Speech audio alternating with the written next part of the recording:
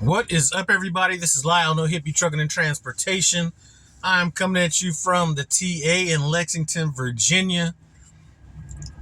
Had a comment a while back that somebody had sent me maybe about 3 weeks, a month ago, so I'm just now getting to that.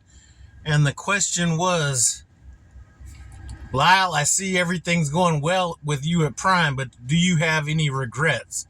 So I kind of wanted to talk about some of my regrets and then things that I might change if I had to do it over again, and then things that I won't do again. So I kind of broke it down into 3 different categories because I really only have 3 regrets. Got them written down, so let's get to it. All right, my first regret at Prime is not doing a lease purchase right out the gate. Now, standard business practice at Prime is you have to lease for at least 6 months before you get a lease purchase. That's not always the case. There are some exceptions that are made on that, but that is probably my biggest regret, was not just doing a lease purchase right out the gate. Second one, actually, you know what, this is my biggest regret, was starting a fleet. And let's just say, you know what, Lyle, even if everything was perfect and there weren't any, you didn't have to worry about, situations or money or anything like that, even if it was a very successful business venture, still think with me, that is a regret. Not necessarily because the money could or couldn't be there, because there was a time that, I could look at a pathway to where it would be very successful financially. But at this stage of my life, I'm looking for low stress more than I am money. And that, having a fleet is a lot of stress. So that is a big regret right there, is just doing that. I still have PTSD when some of my former drivers call me up and I see that phone number pop up and I'm like, oh shit. And then I remember, I don't have anything to worry about now. So that right there is one of my biggest regrets. Not that, like I said, not that if that's what you're looking at doing, that it can't be successful, because I know plenty of people that are successful doing that. But again, I got out of the business I was in before because of stress, and that stress was kind of leveling up to that stress. So if I'm going to be stressed, why not just be in the business I was in before? Third one, I had to kind of stretch on this one, but I was thinking, man, what are things that I regret not doing or whatever? And the third one is not checking this 20-something-year-old kid in Texas, Dallas, Texas. It was talking down to me at this customer. Now, at the time, I don't even know why I let him slide, because I always talk to my wife, and she's like, this is what's going on at work, and somebody did this. And I was like, man, I wish somebody would have done that or said that to me, because I'd have just unloaded. I was at a receiver or a shipper, and their process was a little bit unorganized, and I apparently didn't do the right thing. And I had some kid that was younger than my youngest kid, talking down to me. And I still think about this to this day. We're 3 years from then. If I could go back in time, I would have checked his motherfucking ass right there. I'm still pissed off I didn't say anything when that went down. So those are my only regrets at Prime. Have no issues with the money, or no regrets as far as any of that stuff. Those are my 3 regrets. Now, things I would change. Now, this could be a regret, but it's not a regret because I had to go with the information that I had at the time. And that was staying in training as long as I did. So I upgraded to TNT training in April, and I stayed on my trainer's truck after going through one trainer, my last trainer's truck, from I think I got on his truck in late April, didn't get off until mid or late November. So we're talking about a good 7 months there. Now, I still think that being in training for over the 30,000 miles did prepare me for getting out on my own with very little very little time to spin things up. Didn't take me long to just fall right into it. But I stayed in training that long because I did not want to start a business at the end of the year. I wanted to stay with my trainer till January, then go lease, so I would start at the beginning of a year. And he ended up quitting. So that kind of falls into that. I didn't have all the information, but he ended up quitting. So it kind of blew up the reason I was on his truck as long as I was, because I didn't get to where I was wanting to get. In a perfect world, I probably would have stayed on his truck still longer than 30,000 miles. I probably would have stayed on from like April to maybe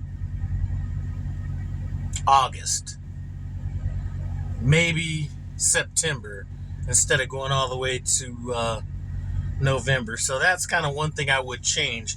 Now, things I won't do again. I'm not going to deadhead. I don't even know what made me even think about this, but I was coming off of home time and they were like, we don't have any freight in your area. And I never pick up in Denver. Usually I would rather deadhead out of Denver than pick up the little crappy loads that are around there, whether it's beer, water, whatever it is. But they were like, we don't have any loads, which is odd because normally I will deadhead to usually Kansas, but sometimes Nebraska, something like that. But we don't have anything in Denver. Deadhead to Utah. I deadheaded from Denver to Utah, and I don't even know what I was thinking. In the winter, empty. One of the dumbest things I've ever done. I will not do that again. Another thing I won't do again is bobtail long distances. This probably happened last year. I had an issue with my truck, so I didn't have a trailer. I went to Peterbilt to get it fixed, and my next load was... So I'm basically in Kansas, or not Kansas, St. Louis. I think I was in Florence, Missouri, at the Peterbilt there. My next load was a load where it was picking up in St. Joseph, Missouri, basically north of Kansas City. So my mission was to deadhead after a snowstorm, icy conditions, bobtail from there to Kansas City to pick up a trailer and then take it to where my pickup was. Well, first of all, I should never have deadheaded that far or bobtailed that far in those weather conditions. Secondly, as soon as I went to where they said the trailer was supposed to be and it wasn't there, I should have just said, you know what, take me off the load right there. But rather than do that, I went to 2 more places and ended up with the load, or an empty trailer.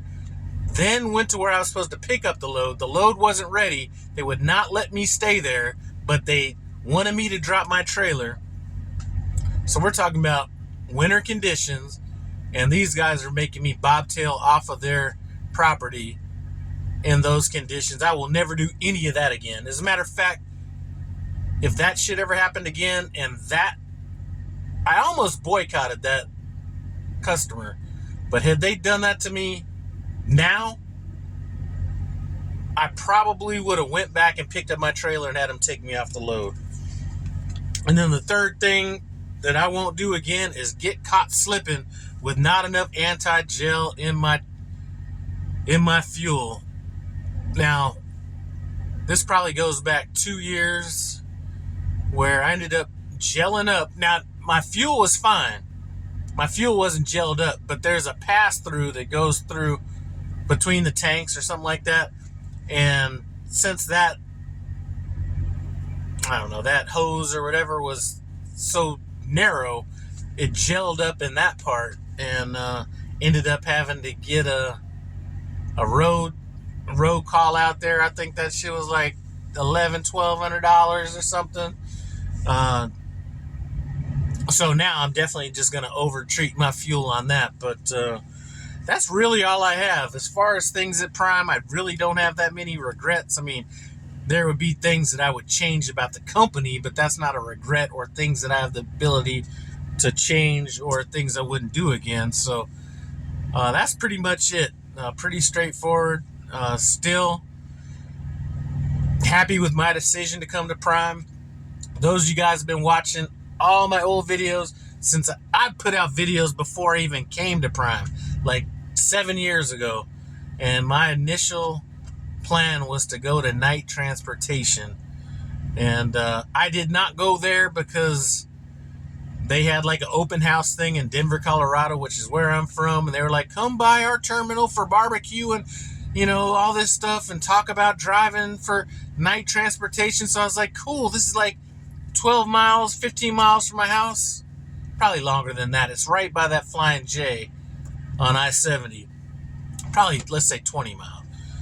Go down there, and apparently their social media department did not tell them that this was not the case. So I went there, and it was so unprofessional that I was like, you know what? Just out of principle alone, I'm not going to come here. So I call that a blessing in disguise. Anyway, I appreciate you guys stopping by No Hippie Tricking and Transportation. Those are my only regrets. Things I would change, things I wouldn't do again. There might be some things I wouldn't do again that aren't on this list, but certainly those are the only regrets to come to the top of mine. And there might be a couple other things that I might change, but we're already 11 minutes in this video. These are the highlights of that. Again, I appreciate you stopping by. Comment, subscribe, and I'm out.